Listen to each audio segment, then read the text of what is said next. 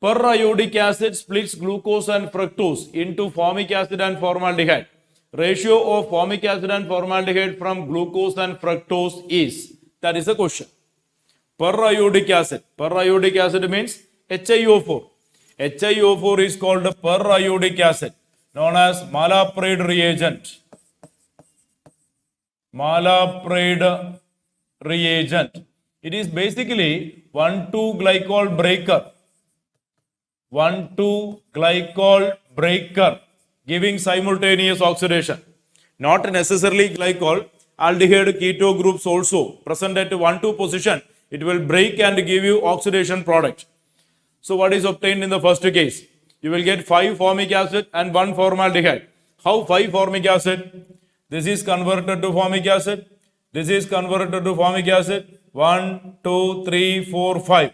You are getting 5 formic acid, and this is a primary alcohol group, will be converted to formaldehyde.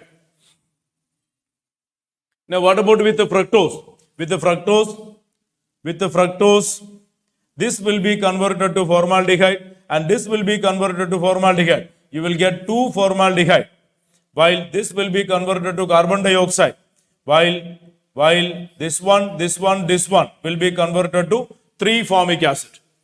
So with the glucose, you will get 5 formic acid and 1 formaldehyde.